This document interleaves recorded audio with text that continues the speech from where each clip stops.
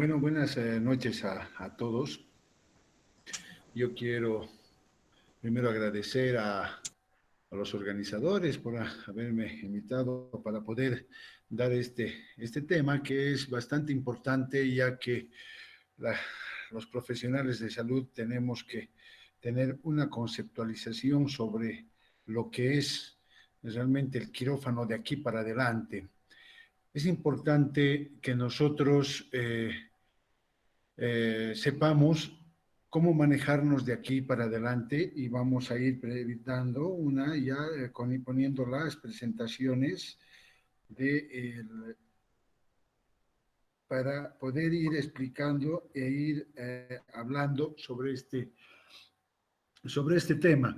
Bueno, yo soy el doctor Iriarte, actualmente soy jefe de servicio, he sido director del hospital, ¿ya? Y estoy actualmente fungiendo como jefe de servicio, ¿ya? Y quiero poner en consideración siempre un punto importante, como siempre me gusta tocar. ¿Es tan importante la vida hoy en día?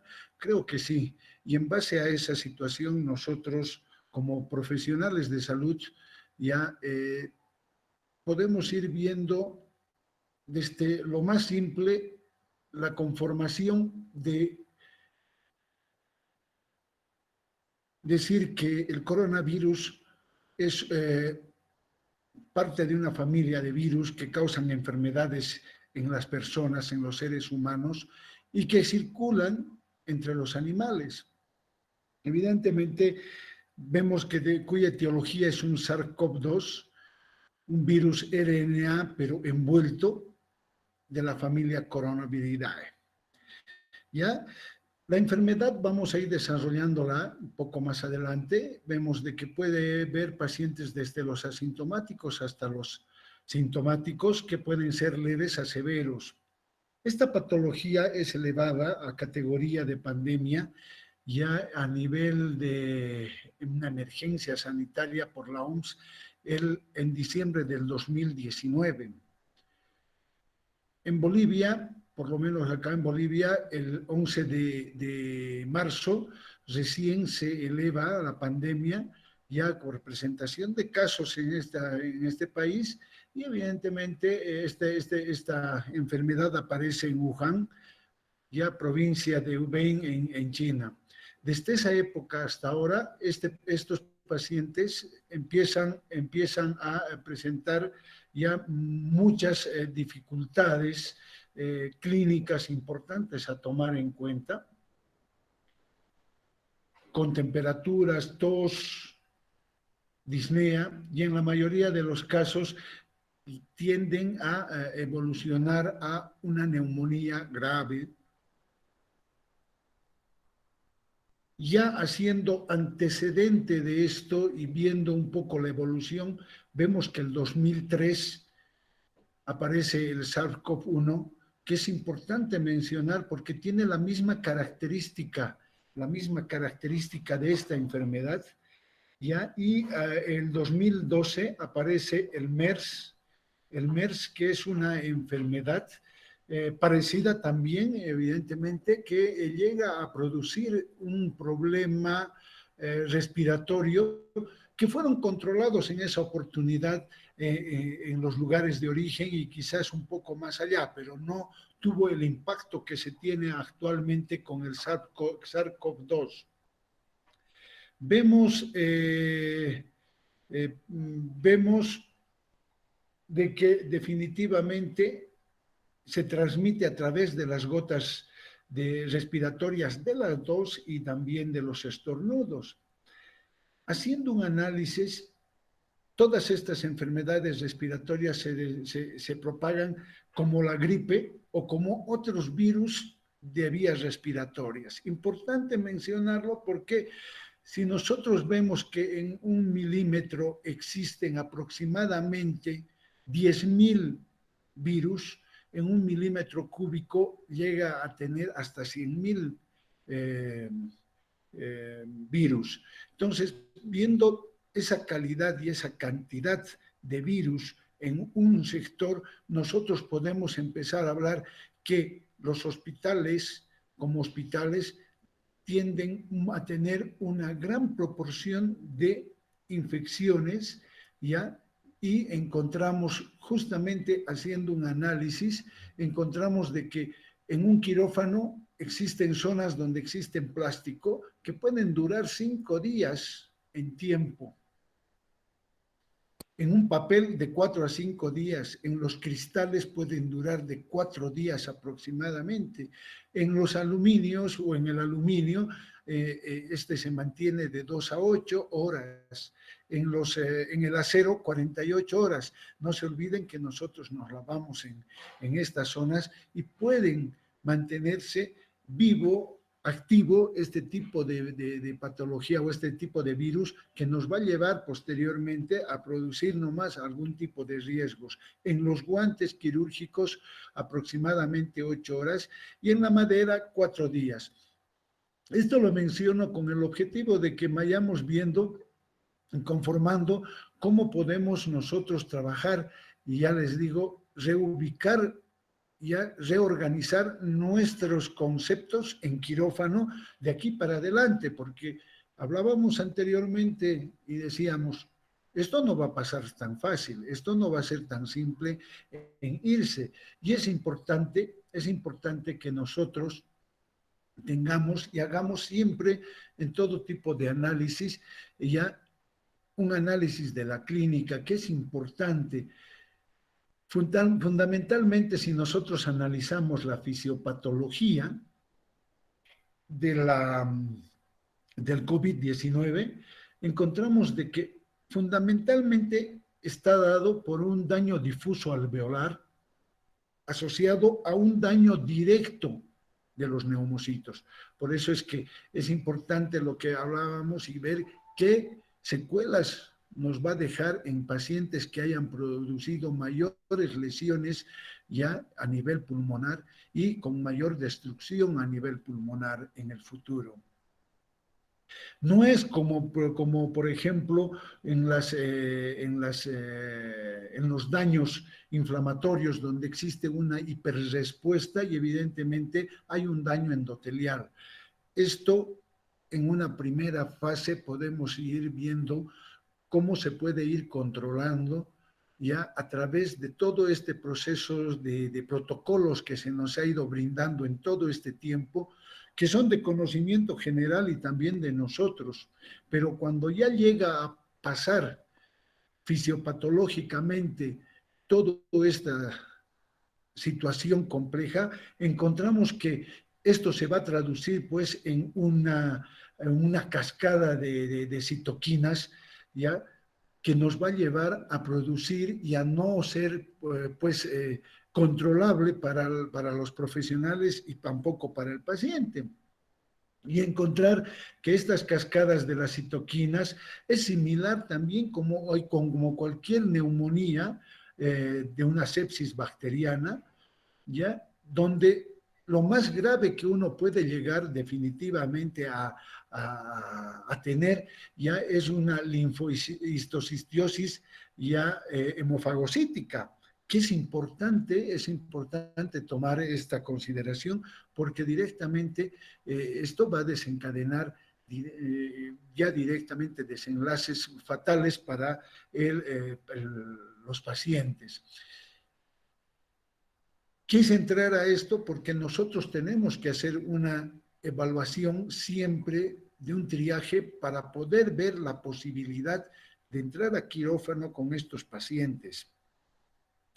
Y es así que dentro de los laboratorios podemos hacer una solicitud extensa de muchos laboratorios donde vamos a ver que los parámetros analíticos, el hemograma, por ejemplo, vamos a encontrar pues que no hay grandes cambios significativos, como por ejemplo si hacemos una relación bacteriana, de una sepsis bacteriana, donde no va a haber un aumento de los leucocitos, no va a haber un desvío de la izquierda, ya podamos encontrar quizás un poco lo que es una linfopenia, algo parecido como a enfermedades crónicas como la enfermedad de D. George, la enfermedad de Wickstone-Aldrich o alguna enfermedad de inmunodeficiencia que nos va a llevar a este proceso o a este tipo de alteraciones, pero que nada agudo como lo que vamos viendo. Es importante aproximadamente ver de que la linfopenia se observa en el 80% de los pacientes con COVID y evidentemente vamos a encontrar también, si vemos las trombocitopenias, ya vamos a encontrar muy leves hasta en los casos muy avanzados, muy severos. Todo esto nos hace pensar de que el laboratorio junto con la clínica son muy pobres y muy variados para poder encontrar una alteración muy clara y concisa y para llegar a un diagnóstico rápido. Un factor importante que es importante tomar en cuenta es frecuente se puede observar una elevación inespecífica del dímero D. El dímero D, que es un factor, un producto de degradación de la fibrina por la plasmina, ya que va a producir una formación de trombos. Es algo inespecífico, pero que puede ir orientando a los pacientes dentro de estas pruebas laboratoriales.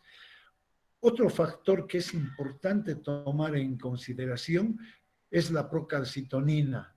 No se va a elevar en los casos de COVID, no tiende a subir estos casos de COVID y es importante de que nosotros podamos encontrar, dice la literatura, hasta menor a 0,5 microgramos en ml. ¿Ya? Es importante tomar en consideración porque no se olviden que en las sepsis bacterianas es importante ya como un marcador fundamental y esencial en las infecciones sistémicas bacterianas, que nos va a dar una orientación importante. ¿Qué podemos decir hasta ahí de todo lo que hemos podido hablar para poder pensar de que cuando uno tiene que entrar a exámenes de laboratorio, a quirófano, estos exámenes de laboratorio pues no son los exámenes rutinarios para quirófano no nos van a servir de mucho. Definitivamente no nos van a servir o no nos van a dar una orientación. Hoy en día vamos a tener que equiparar y ver de que sí, los laboratorios específicos, el RT-PCR, el ELISA y la prueba rápida, quizás sean las pruebas más específicas para poder llegar a entrar a un quirófano. Pero ¿qué hacemos en casos de emergencias? Pedir un PCR, nos van a entregar en 48, 24, 48 horas un resultado. Hoy en día está siendo una deficiencia muy grande. Estamos hablando en la actualidad de toda esta gama de probabilidades laboratoriales que nos ayuden a no ingresar y contagiarnos el equipo quirúrgico y evidentemente el recurso humano y el recurso de lo que es infraestructura dejamos pues completamente inutilizado por un buen tiempo, ya si es que nosotros llegamos a la infección de todo esto. Y es por eso que nosotros hacemos recomendaciones prácticas en la ortopedia. Es importante que nosotros tengamos que plantear de que todo paciente que va a ingresar para una cirugía tenga que ingresar por dos lugares, por consulta externa o por emergencia. Si es por consulta externa, tiene que llegar evidentemente a hospitalizarse. Y si es emergencia, también, pero la resolución quirúrgica tiene que ser lo más rápido. Entonces, en ese sentido, ¿cómo vamos a evaluar esta situación? Es importante tomar en cuenta que nosotros, como médicos, ya tenemos responsabilidades generales frente a los pacientes en esta pandemia. Es importante. ¿Por qué digo que es importante? Porque si nosotros nos equivocamos pues está en riesgo nuestra vida, está en riesgo también nuestras familias y está en riesgo también contaminar a los otros profesionales y a los otros pacientes que están internados, donde se nos hace una propagación muy grande. Entonces, acá nosotros tenemos que ver, mientras dure esta pandemia, ya les digo, el reorganizar todo este sistema, que lo vamos a ir viendo y que vamos a ir tomando en consideración todas estos conceptos. Por eso le pongo, los cirujanos ortopedistas no estamos en primera línea de atención, pero también somos primera línea de contagio, donde podemos contagiarnos y hemos visto tengo aquí varios colegas que ya han fallecido dentro de lo que es la parte ortopédica. Entonces, importante nosotros cómo podemos realmente manejar esta parte y este principio. Dentro de las recomendaciones tenemos un principio que es importante, que lo tenemos que poner en consideración, lo que les adelantaba en la anterior lámina, el proteger y preservar la fuerza del trabajo del equipo quirúrgico. Evidentemente, nosotros nos protegemos y al preservar la fuerza de trabajo, hacemos de que no nos contagiamos y ya no tenemos la oportunidad de seguir recibiendo a mayor cantidad de pacientes y resolverles los problemas a esos pacientes. ¿Sí? No tenemos protección y no preservamos esta fuerza de trabajo, estamos en el riesgo que quirúrgicamente los pacientes que vayan llegando, como ocurre actualmente en mi hospital, de siete profesionales que somos, 5 están con baja, 2 están trabajando, ¿no? Entonces ya se ha perdido la fuerza y se ha perdido ya directamente ya esa protección que teníamos al principio y tenemos que estar peleando y los pacientes que llegan tienen que estar realmente a disposición de nuevamente el repliegue de todos esos profesionales. Mantener la capacidad de manejo de cirugía de urgencia. Es importante mantener la capacidad del manejo de urgencia. En urgencias hemos tenido otra cantidad de bajas, entonces hay ese riesgo donde llega el paciente con la gran emergencia de una mano traumática, una fractura expuesta. ¿Qué hacemos? Tenemos que derivar a otro centro hospitalario y ese es un riesgo que nosotros ya directamente corremos ese riesgo porque ese paciente se puede desangrar, puede deteriorar su estado general y evidentemente puede perder hasta el segmento o hasta la vida, dependiendo de la complicación. Entonces, es importante que nosotros tengamos principios en esta época de pandemia para poder llegar a mejorar nuestra calidad de atención y evidentemente no mermar, ¿no? La atención guiada en el contexto clínico o de urgencia del paciente. Es importante que nosotros tengamos que guiar al paciente. Estamos hablando, a veces es muy difícil en nuestro pueblo que te acepte un conocimiento, un concepto de esto, ¿ya? Y el paciente se contagia y nosotros tenemos que ver 3 cosas importantes y que las vamos a mencionar también más adelante, ¿no? Uno, que es la cirugía, otro, su patología, otra que es la enfermedad que estamos ahora, la cuarentena por la cual estamos nosotros, y evidentemente si tienen enfermedades, otras enfermedades de fondo. Entonces hay que ver todas esas naturalezas. Entonces tenemos que cuidarlo al paciente que llega y evidentemente como profesional también cuidarnos y todo el equipo. ¿Por qué es importante? Porque definitivamente el profesional como el que ingresa a limpiar el quirófano ya tiende a correr el riesgo de contagio. Si ese profesional que va a limpiar el quirófano después de una cirugía se contagia, definitivamente ya tenemos también un personal menos que va a ingresar, hay que poner a otro y evidentemente esto va dando vueltas y nos va envolviendo a todos.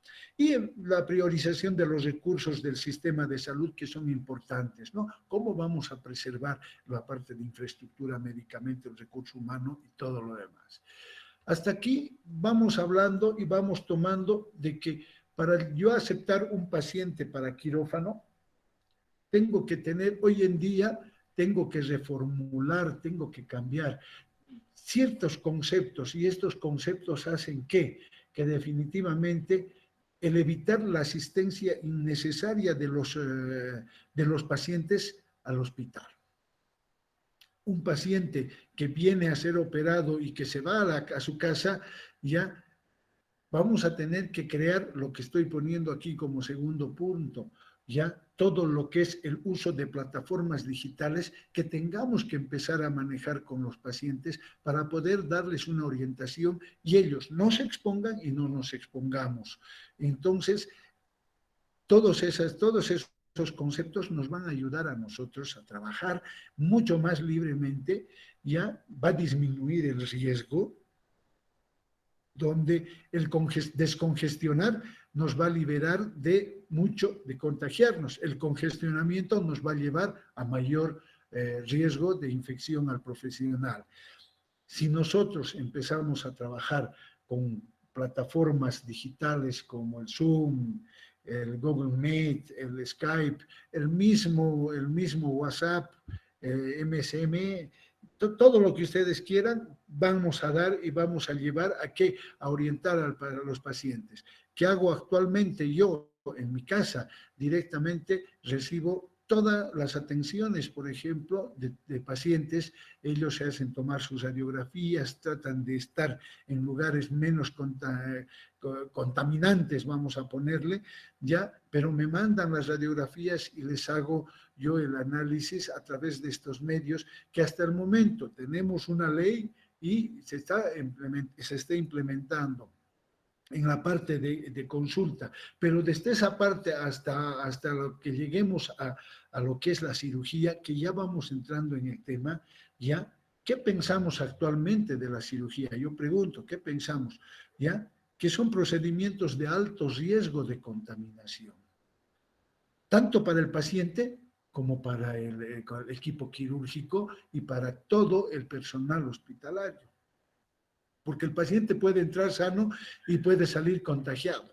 Y es por eso que nosotros tenemos que ver y tenemos que hacer un análisis del procedimiento que se va a realizar, del tipo de lesión que se va a realizar, si la vamos a manejar como una cirugía ambulatoria o la vamos a internar, dependiendo de la gravedad del sector, de la región y también hasta de lo cultural. ¿Correcto? Es importante que nosotros tengamos que ver esto, que es importante, donde el procedimiento, cuando ingresa el paciente, el anestesiólogo va a realizar un procedimiento anestesiológico, generalmente y en la mayoría de las veces con la vía respiratoria. Ahí ya tenemos directamente riesgos en todo momento. ¿Por qué? Porque va a empezar a la producción de material en forma de aerosoles y gotas de líquidos biológicos. Y esto que nosotros vemos directamente ya es contraproducente, porque si es un paciente que es de emergencia y tiene COVID, ya directamente ya estamos entrando el equipo quirúrgico a una etapa y a una cirugía bastante complicada. Entonces, si es una cirugía electiva, tenemos que ver ahí varios puntos y tenemos que analizar.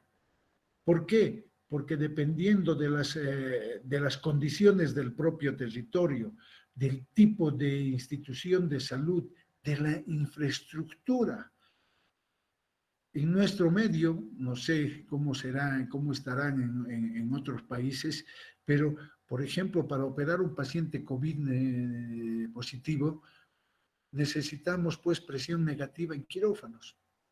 Por lo menos en este medio no la tenemos.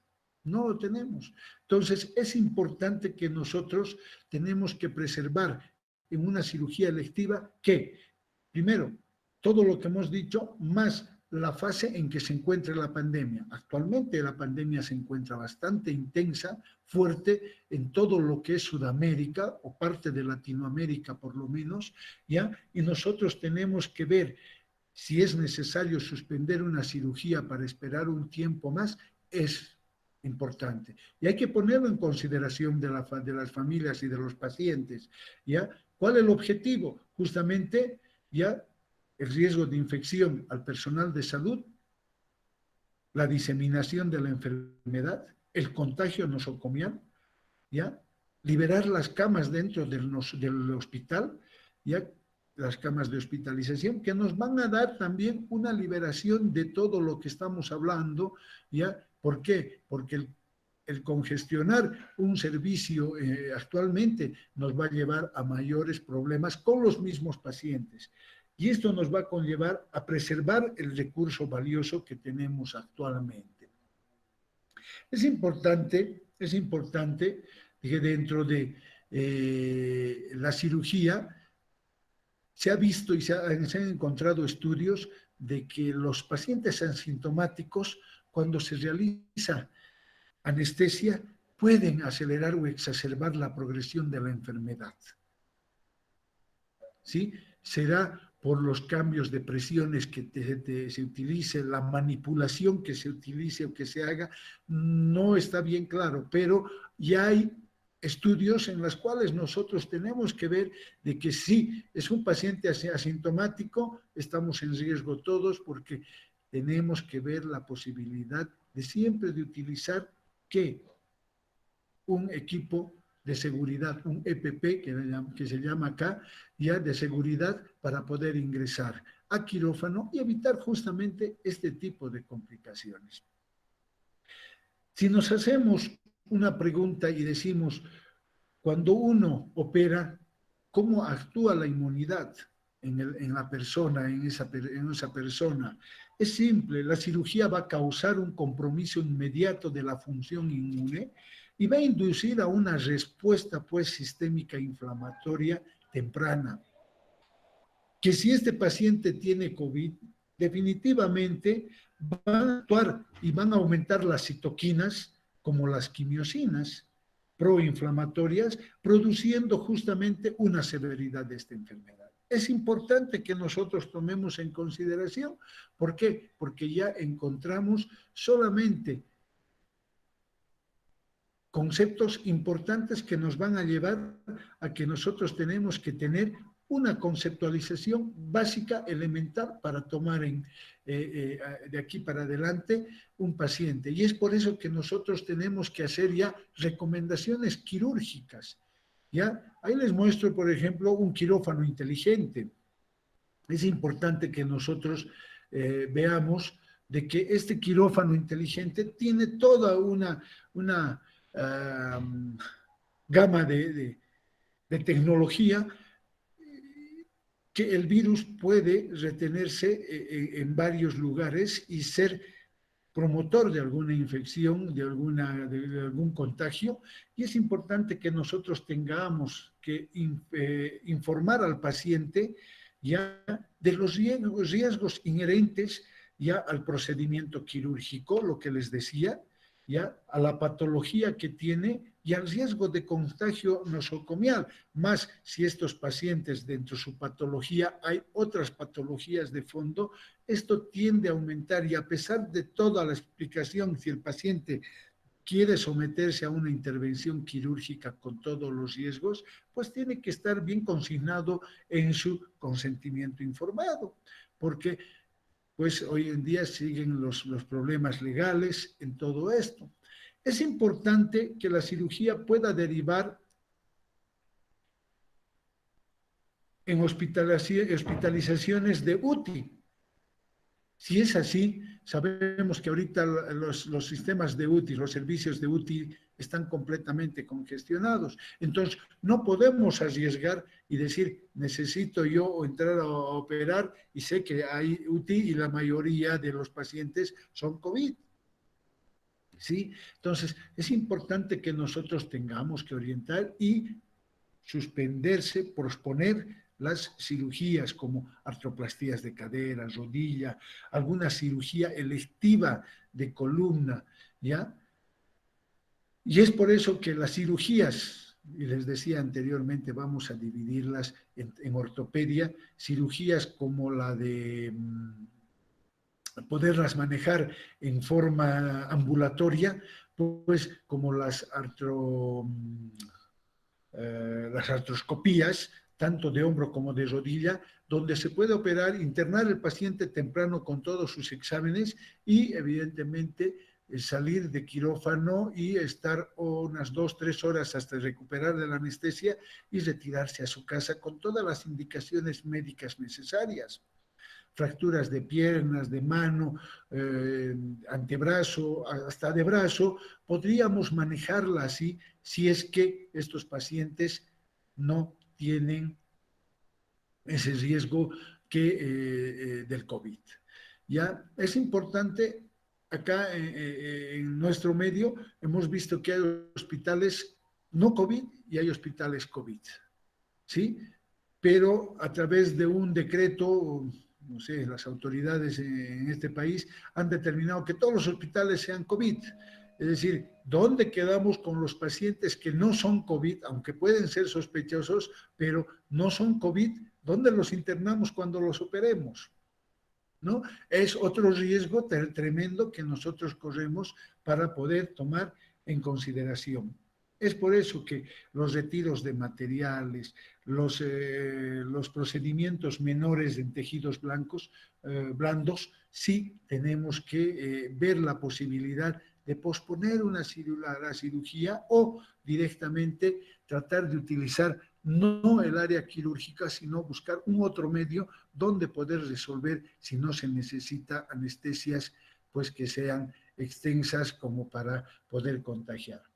Cuando el paciente ingresa, tenemos que hacer un tamizaje, no hay otra, de la fiebre, tos, rinorrea, dolor facial, anosmia, ageusia, astenia y todo lo que ustedes puedan ver en la clínica de estos pacientes para poder evaluar y decir, señores, ustedes necesitan un estudio de laboratorio como el PCR. El PCR falta, creo que a nivel mundial, ya, y si los resultados vienen generalmente, ya les digo, dentro de las 48 horas. Aquí en nuestro medio se está dando después de 10 días el resultado, la respuesta definitiva de esto. Entonces ya se pueden imaginar cómo se está manejando en todo este proceso. Es importante que ya cuando hay un paciente con COVID y una cirugía traumatológica, tenemos que considerar ciertos parámetros que son importantes, ¿sí? Son importantes a tomar porque directamente, si vemos de que hay un paciente con una fractura y hay una neumonía con COVID, todos los resultados van a ser adversos definitivamente, ¿ya? No en el aspecto de la fractura, sino en el aspecto del estado general y de la vida del paciente. Es decir, el incremento de la morbimortalidad nos va a llevar a todo este concepto y a esta conceptualización de que nosotros tenemos que hablar con la familia y consignar siempre en la historia clínica para que la familia y el consentimiento informado de la familia tenga el conocimiento. Ya considerar un tratamiento no quirúrgico en muchos pacientes, sí, es importante.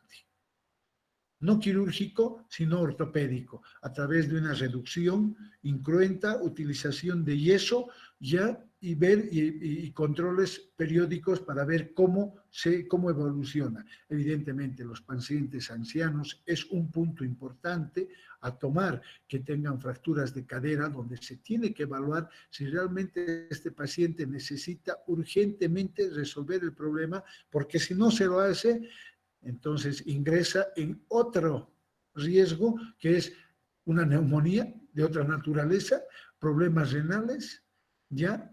Y empieza justamente la demencia senil, alteraciones neurológicas, y hay que tomar y ir evaluando con la familia toda esta situación. Si ingresa al hospital y vemos de que estamos con un riesgo de COVID, es un paciente que vamos a incrementar la morbimortalidad definitivamente en todo sentido.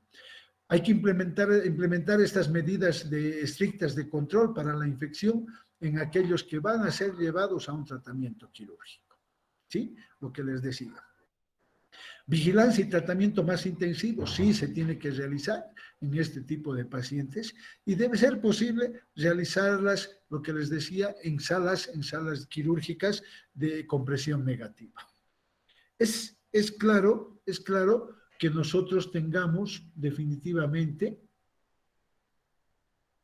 ya en quirófano, si llevamos a estos pacientes, vamos a ver, y aquí les he puesto dos imágenes donde podemos nosotros evaluar dos conceptos importantes.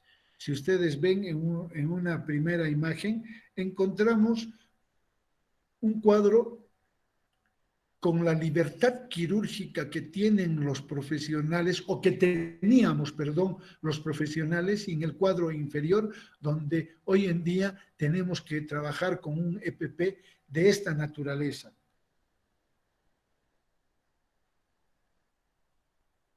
Acá es importante que nosotros veamos de que el paciente ya con un riesgo alto o con una enfermedad ya establecida del coronavirus o del COVID-19, ya se abre la vía, ya sea por intubación traqueal o por ventilación manual, porque la ventilación manual tiene que realizarse forzosamente también cuando se hace bloqueos, ¿ya?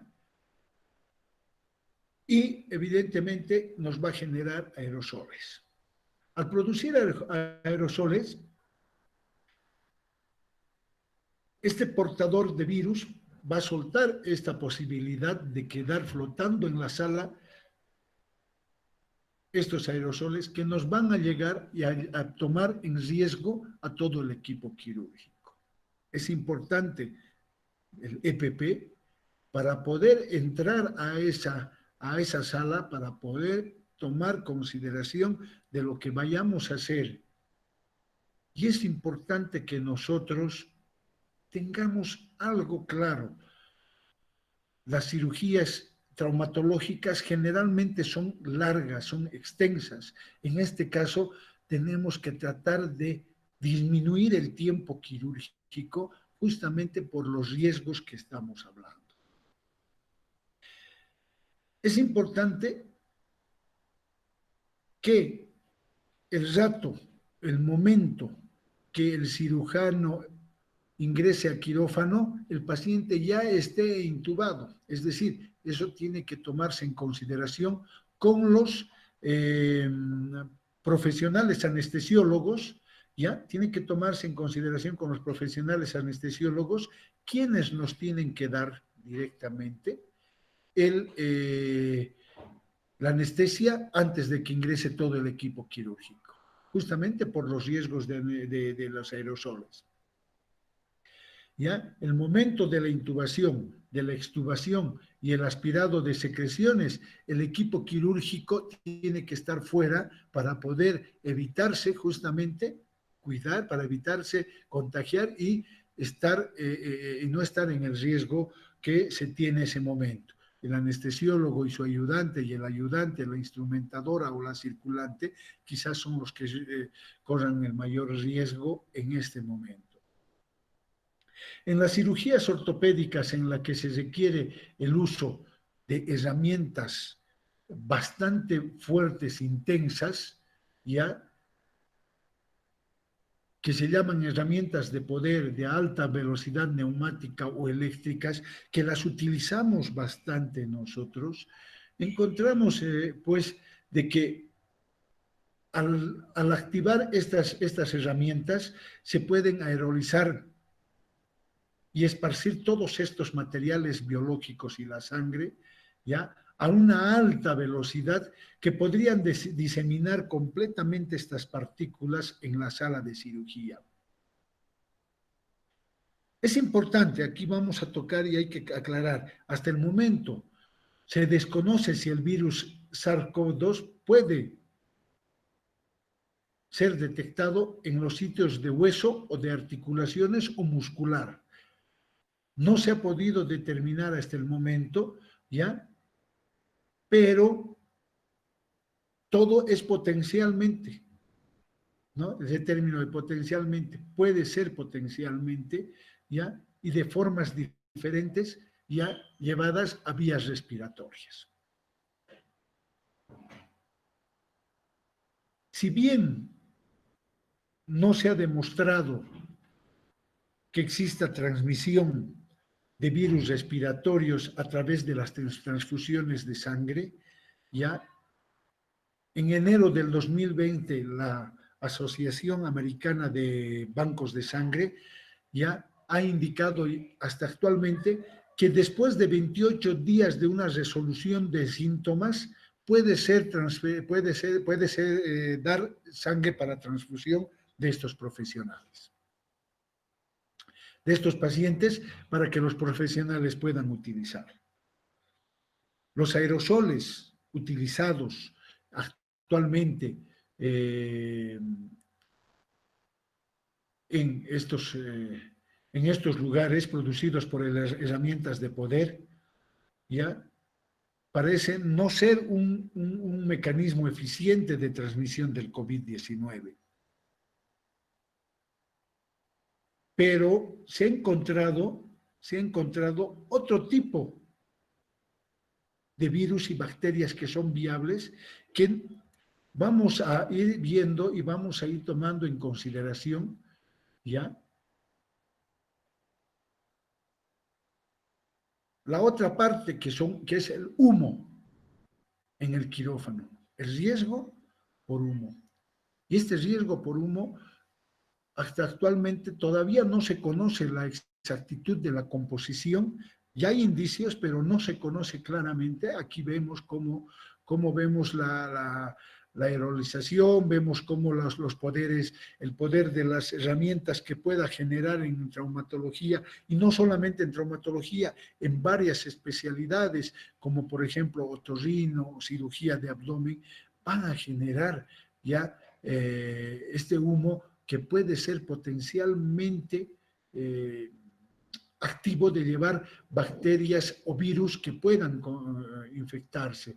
Y en ese aspecto encontramos que las sustancias que tenemos en este instrumental quirúrgico, vamos a ver los aparatos de láser, ultrasonidos, el instrumental quirúrgico eléctrico, que pueden nebulizar el aire, ya al aire del quirófano, virus, células viables, partículas pequeñas, mutágenas, carcinógenas, ¿ya? Y que nos van a llevar definitivamente a hacer pensar de que en el riesgo de tener actualmente el virus nos pueda contener más tiempo de infecciones y de variadas infecciones, no solamente del COVID. ¿Ya? Encontramos que el análisis químico determinado hasta ahora, que el 95% está determinado por el vapor de agua, y el 5% están compuestas por productos químicos y restos celulares.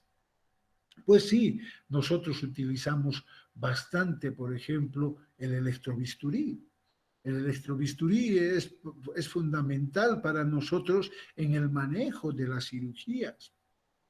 ¿Ya? En los aspectos de artroscopía y laparoscopía se ha encontrado también una elevación en la carboxihemoglobina, que nos llevaría a otro tipo de problemas. El humo quirúrgico actualmente ya está compuesto por dos tipos de partículas, poblaciones de partículas, que son pequeñas y las grandes. Las pequeñas tienen dentro de su interior, evidentemente, sodio, cloro, potasio, hierro, calcio, magnesio, ¿ya? Son circulares, son pequeñas, pero son circulares. Estas partículas son esféricas, vamos a llamarle así, ¿ya? Y que van a dar lugar a lo que es el flujo de gas. Los otros, que son grandes o son mayores, son irregulares, ¿ya? Y que contienen carbono y contienen oxígeno, pero resultan de la exposición, de la fragmentación del tejido, ¿ya? Y que contienen, como les decía, carbono y oxígeno, y el arrastre del tejido secundario a el mecanismo o al aspecto mecánico que uno está realizando dentro de la cirugía. Es así que se considera que son lesivos, son polvos lesivos ya para el pulmón del cirujano y del equipo quirúrgico. Cuando tienen tamaños de 0,5 a 5 milímetros ya se consideran que son lesivos, porque son fragmentos grandes, pesados, que pueden ingresar a través de la vía respiratoria y producir ya algún tipo de lesión en estas regiones pulmonares. Dentro de los componentes químicos vamos a encontrar que el olor es ya importante. El olor es importante ya en este humo, donde vamos a encontrar indicios ya de combustión de las proteínas y de los lípidos. Fundamentalmente esto en el equipo quirúrgico va a producir de algún modo algún tipo de cefalea, irritación, sensación de dolor de ojos, nariz y a veces hasta de la garganta. Entonces, es considerable que nosotros cuando ingresemos a quirófano tenemos que estar muy bien cubiertos, ya como veíamos en la anterior diapositiva, definitivamente, ya, y no encontramos definitivamente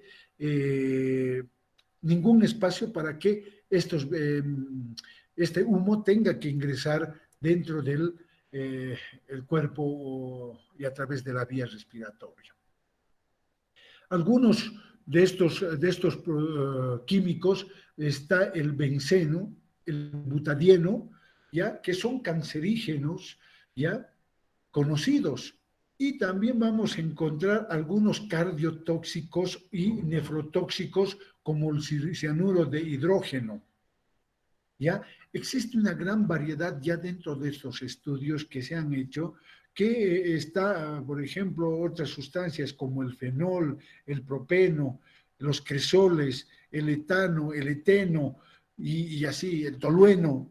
Encontramos dentro de estas sustancias de humo, encontramos todas unas sustancias químicas que son altamente cancerígenas o altamente agresivas para el cuerpo del profesional y del equipo quirúrgico. Se han encontrado de que in vitro se ha podido encontrar de que el humo producido durante la irradiación del láser o la electrocauterización de 1 gramo de tejido equivale al potencial mutágeno de 3 a 6 cigarrillos. Esto en un tiempo corto. Entonces, es importante que nosotros, al entrar a quirófano, veamos y determinemos realmente cómo tenemos que manejar esta parte, donde ya se ha visto de que muchos quirófanos tienen ya el electrobisturí con un aspirador especial para que esos humos no tengan que ser ya y no tengan que aerolizarse de ninguna manera. ¿Encontramos células viables? Sí. El Corynebacterium es una de esas que vamos a encontrar, y virus viables vamos a encontrar el virus del papiloma humano que se encuentra en el aire, ¿ya? Son partículas que incluso podemos encontrarlas, el virus de la inmunodeficiencia.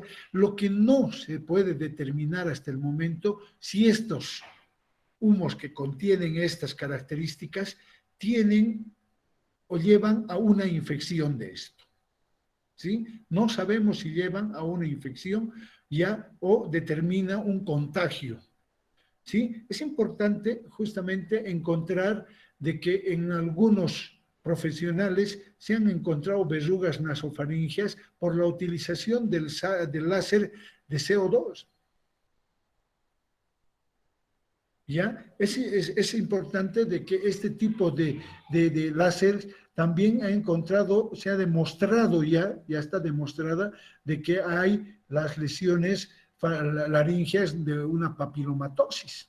Es importante, ¿por qué? Porque nosotros tenemos que hoy en día tener esa consideración en todo sentido. Y en resumen, El humo generado por el uso del electrobisturí potencialmente contiene sustancias peligrosas como material celular, fragmentos de sangre, microorganismos, gases tóxicos, contienen vapores, pudiendo esto producir enfermedades infecciosas ya en todos los que se han estudiado. Hasta actualmente no lo tenemos al COVID-19, pero sí tenemos al Corynebacterium, tenemos el BPP, que es el virus del papiloma humano, el VIH, ya que son ya factores importantes en los cuales nosotros tenemos que ir tomando en consideración ya con un riesgo más que es el COVID.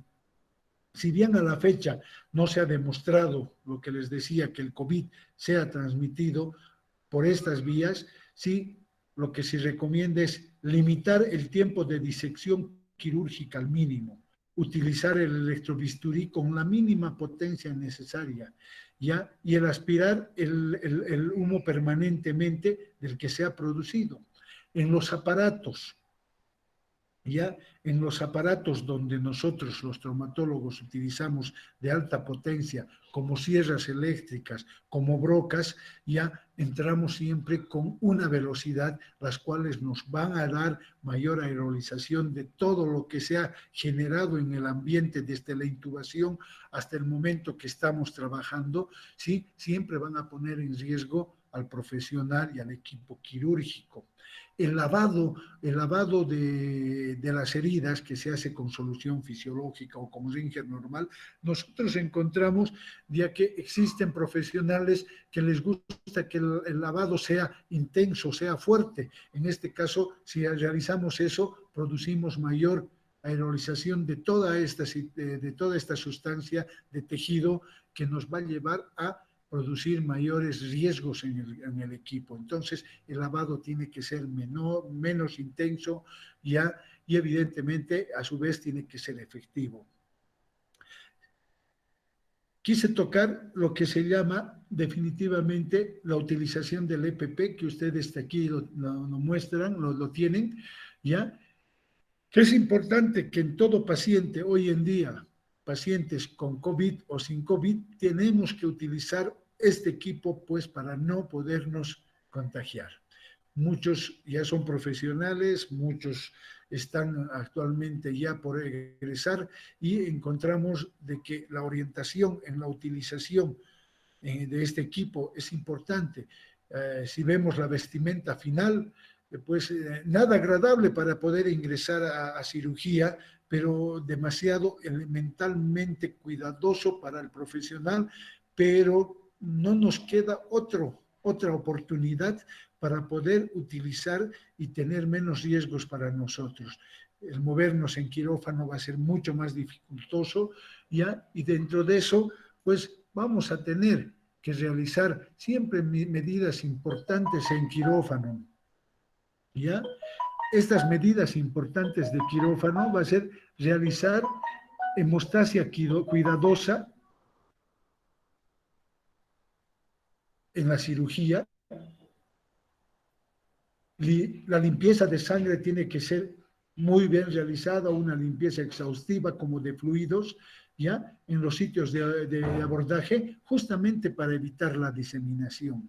El disminuir el tiempo quirúrgico es innegablemente importante. Se recomienda y es importante realizar ya el extremo cuidado de los equipos de protección personal, todo el EPP, guantes y ropa, el cuidado de los ojos, de la cara, de la vía respiratoria, nos va a dar la utilización de los cuidados para el equipo quirúrgico como para nosotros. Y evidentemente, aquí hay algo que he puesto, que es utilizar suturas absorbibles. Ojalá podamos.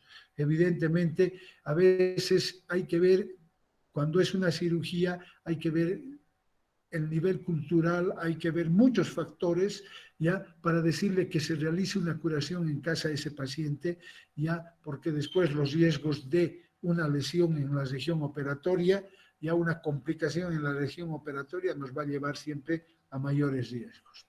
Es así que las recomendaciones a establecer son establecer planes de contingencia, ¿ya?, en cada institución, con una distribución de insumos médicos ortopédicos para garantizar, pues, la disponibilidad del material quirúrgico y de osteosíntesis. ¿Ya? Tenemos que encontrar, lo que les decía, reorganizar mucho nuestros servicios. Se debe evitar atenciones y valoraciones innecesarias por el riesgo. En todo momento se tiene que utilizar, y mucho más en el área quirúrgica, ¿ya? Y siempre que sea posible, intentar implementar, ¿ya?, un protocolo ortopédico que lo podamos tener en el hospital, que lo podamos manejar en el hospital, porque nos va a llevar a que nosotros evitarnos contagiarnos y llevar esta enfermedad directamente a nuestras casas. Dentro de las conclusiones, hay que ser cautos a la hora de extrapolar los resultados de estudios de laboratorio y de la clínica médica, porque no son las mismas las condiciones. Importante. Tenemos los ortopedistas que rediseñar el funcionamiento de los servicios hospitalarios, ¿ya? Tenemos que definitivamente preponderar el manejo del trauma y debemos hacer un uso racional y adecuado de cada uno de nuestros recursos. Es por eso que, ya para concluir, esta pandemia no se trata de sobrevivencia del más fuerte, si se trata de la protección del más débil, y eso es lo que tenemos que nosotros trabajar. Así que yo les agradezco. Hasta aquí fue la charla.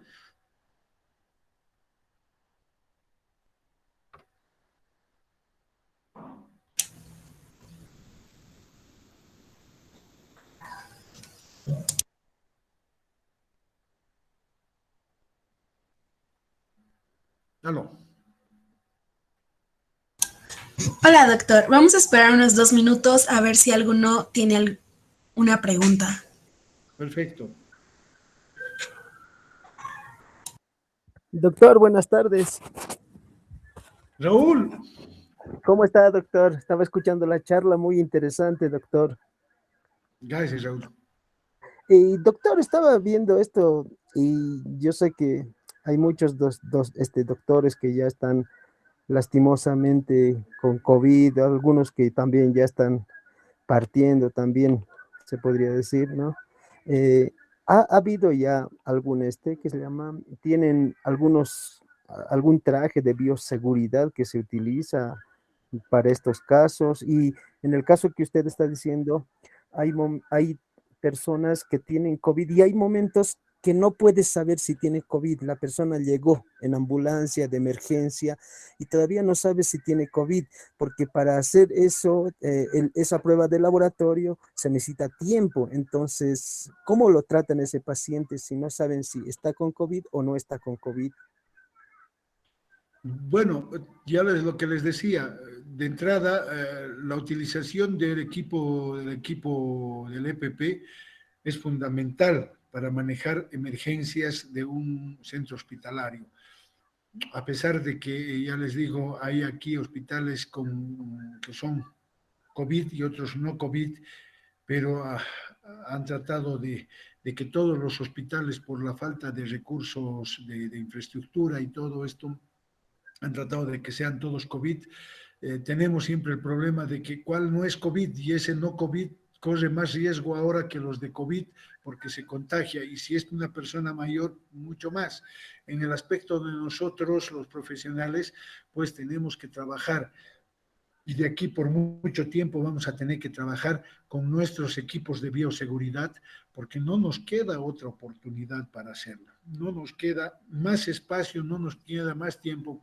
Aquí tenemos que preservar nosotros nuestra salud y evidentemente también la del paciente, pero nuestras condiciones de atención creo que son siempre muy deficientes en relación a otros lugares. Entonces, sí, lo que yo recomiendo es la utilización del EPP y evidentemente cuando entras a quirófano tienes que sacarte ese EPP y ponerte un EPP que sea estéril y que entres a sufrir con el calor del quirófano, a transpirar ahí adentro, más dentro del EPP y todo esto, se hace bastante difícil, bastante complicado. He intentado operar con máscaras, he intentado operar con todo lo que ustedes quieran. Realmente es muy dificultoso, me ha sido muy dificultoso porque no llevas a la perfección tu cirugía. Definitivamente tienes el gran problema de no llevar a la perfección tu cirugía. Gracias, doctor. Claro.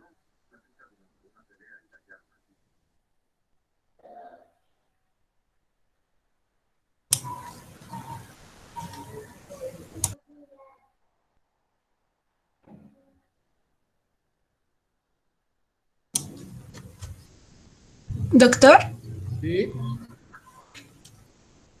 pues agradecerle a nombre de MedPassion que nos haya acompañado y participado con nosotros. Esperamos tenerlo en un próximo webinar. Creo que todo ha quedado muy claro. No hay preguntas más en el chat. Doctor, ¿Quién habla? Dígame. doctor, buenas noches. Estoy muy agradecida por la charla que usted nos está dando. Realmente es muy importante para nosotros, especialmente en estas épocas de pandemia. Doctor, tengo una duda tal vez. Si digamos tenemos un paciente que tiene que ser sometido a cirugía debido a una emergencia, eh, vamos a pensar que ese paciente no tiene COVID, sin embargo, posiblemente este puede ser adquirido en el proceso quirúrgico debido a que, como usted decía, toda la cirugía, yo le entendí así que hay la liberación de ciertos mediadores químicos que va a haber, digamos, un proceso inflamatorio y eso puede deprimir el sistema inmunológico y por ende puede agarrar el COVID. ¿Se ha sabido, doctor, de ciertos casos así que han sido sometidos a cirugías y con posteriormente con un desenlace fatal, doctor? Sí, sí, sí, sí.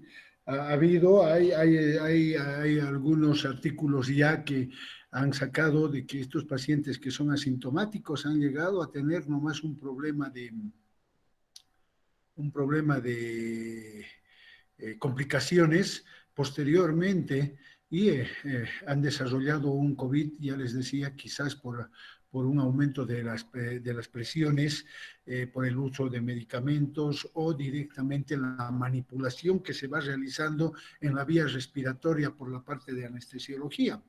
No así por la parte traumatológica o ortopédica, pero sí como anestesio maneja esta parte, entonces puede desarrollar y evidentemente nos lleva a desenlaces fatales donde la morbimortalidad se incrementa directamente, ¿no?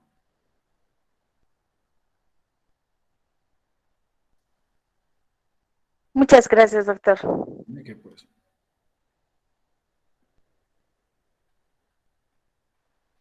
Bueno, creo que ya no hay preguntas.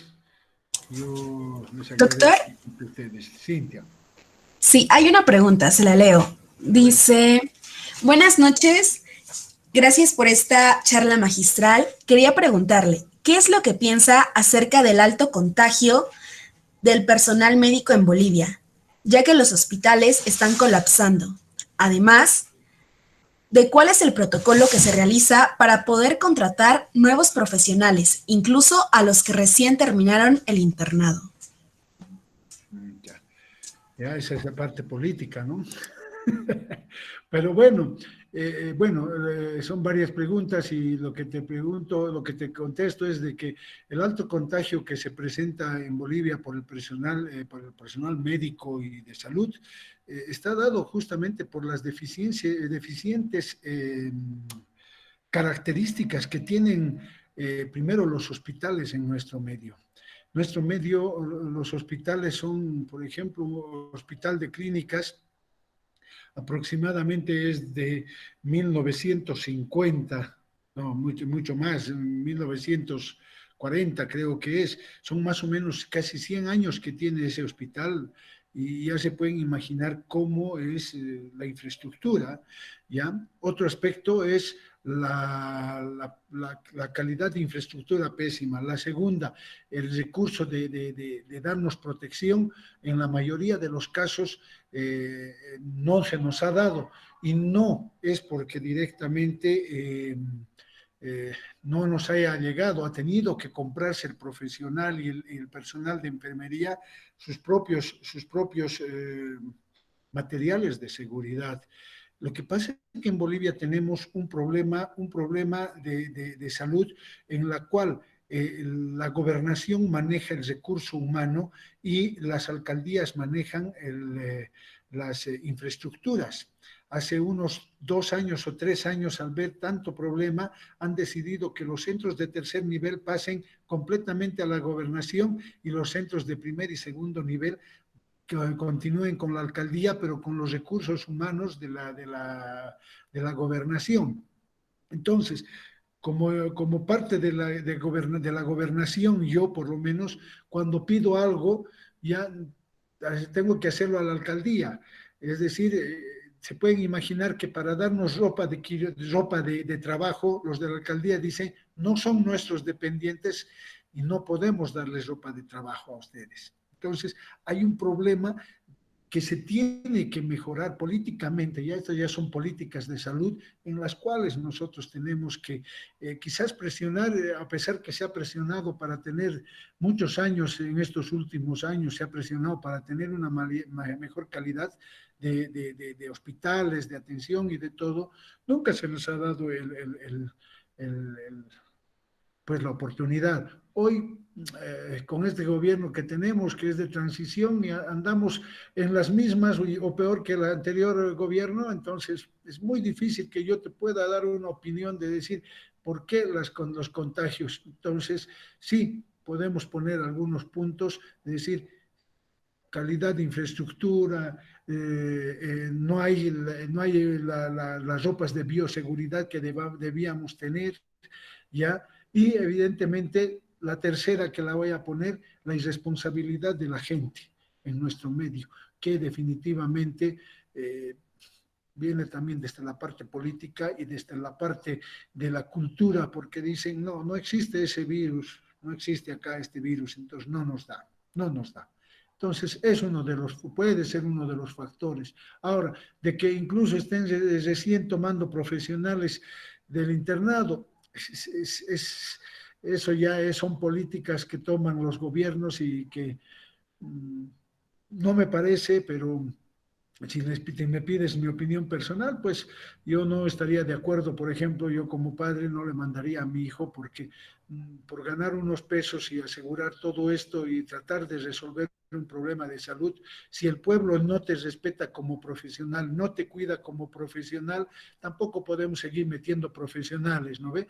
Es decir, vamos a seguir metiendo callados sin que sepan defenderse perfectamente, ¿no? Es decir, lo mismo, ¿no? No podemos encontrar una definición clara en eso, pero mi opinión es esa. No puedo encontrar algo más claro en este sentido. Yo por lo menos considero de que tenemos que pelear con los profesionales que tienen la capacidad de hacerlo, no arriesgarlos a los jóvenes porque son el futuro de este país y no podemos seguir arriesgando. Es mi opinión personal. Claro, doctor. Una última pregunta. Dice, Sí. doctor, algunas personas con COVID indican que a la altura del corazón presentan como si algo obstruyera. ¿Se considera grave? ¿Qué medidas tomar? Otros dicen tener coágulos en la nariz al amanecer. No se olviden de que esta enfermedad tiene nomás su problema, pues, alteraciones de la coagulación. Y esto justamente se ha descrito ya en Italia, porque en sí los protocolos que venían desde China han sido cambiados y han encontrado en las autopsias en Italia de que sí, que esta neumonía no es una neumonía típica, no es una neumonía clásica, es una neumonía tipo hemorrágica, y que al final de cuentas encontramos tipos de coágulos donde se afecta lo que les decía al neumocito, donde esta batalla de la inmunidad dentro de la región, de los sectores, especialmente el corazón, pues sí se presentan. Se ha visto casos, y estaba leyendo algunos artículos, que los pacientes asintomáticos tienen un gran riesgo porque pueden llevar a un paro directamente ya cardíaco, porque justamente se encuentran trombos en estos sectores, en el corazón. Puede haber alteraciones de coagulación y alteraciones de coloración. Se ha visto en las manos, en los dedos, en los pies, ya como una púrpura en estos sectores. Pues se sigue analizando, se sigue estudiando, pero no hay nada clásico, pero sigue apareciendo algunas situaciones complejas de esto, que hay que seguir estudiando y que seguramente en un tiempo más se irá esclareciendo mucho más las ideas y los conceptos de terapéutica y también de protocolos.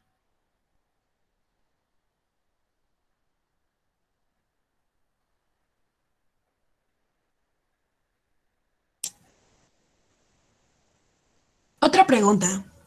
Doctor, mi pregunta es, ¿usted cree que ya llegamos a la curva de la pandemia o todavía nos falta? No, no estamos, creo, ni en la mitad, es una opinión personal. Yo creo que los epidemiólogos hacen algunos datos, toman datos importantes, pero yo creo que con el comportamiento del pueblo no hemos llegado todavía y falta mucho. Yo creo que esto va a ser todavía mucho más serio en el transcurso de los días, semanas o meses.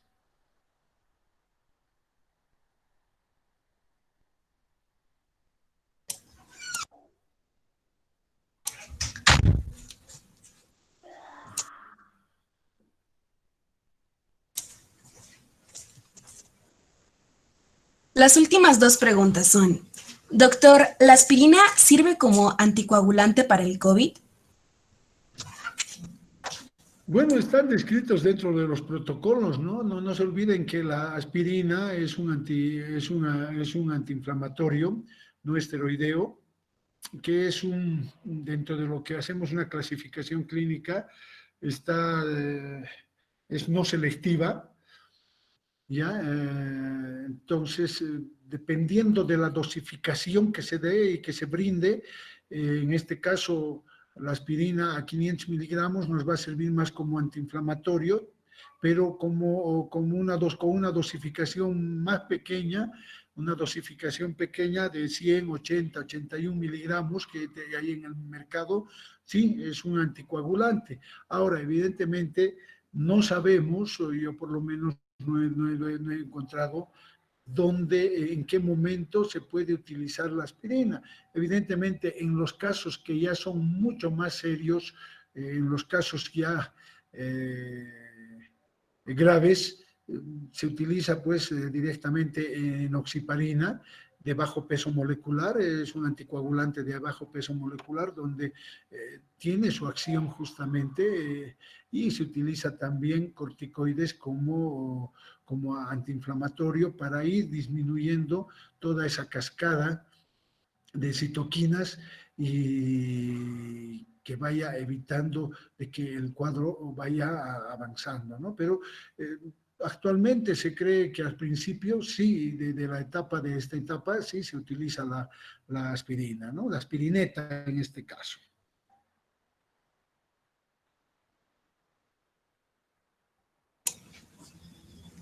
Otra pregunta es, doctor, ¿cómo evalúa las medidas tomadas en Chile desde el punto de vista internacional? A ver, en Chile, no estoy muy bien enterado de las medidas de Chile, pero creo que han tenido grandes problemas al principio de la pandemia y creo que han tomado medidas un poco más drásticas, pero a pesar de eso y por lo menos que tengo colegas que están allá en Chile, pues en lo que hemos estado en contacto, hemos visto nomás de que no hay pues grandes soluciones todavía en Chile, a pesar de tener Chile mejor calidad e infraestructura de hospitales, pero igual han tenido grandes problemas, ¿no? No te puedo contestar más, no sé cuáles serían las medidas tomadas exactamente en Chile. Y la última pregunta sería, doctor, ¿por qué se forman los coágulos? ¿Cuál es su fisiología del COVID? Ya te digo, la fisiología del COVID es producir una alteración en la cascada de la coagulación en ciertos sectores, por ejemplo en los pulmones, donde va a producir una inflamación difusa ya en el tejido y va a producir este tipo de alteración. Entonces, es lo más concreto que puedo decirle, pero sí hay una alteración de la coagulación que se va encontrando especialmente a nivel de las arterias, más que de las arterias, de los capilares, ¿no? A nivel de los dedos, de los pulmones, en los lugares donde encontramos justamente ese intercambio gaseoso de la sangre, ¿no? Muchas gracias, doctor. Agradecerle nuevamente por su excelente ponencia y esperamos contar con usted en un próximo webinar. Perfecto, gracias Cintia, gracias a Karen, gracias a todos por la escuchada del tema y esperemos estar pronto nuevamente.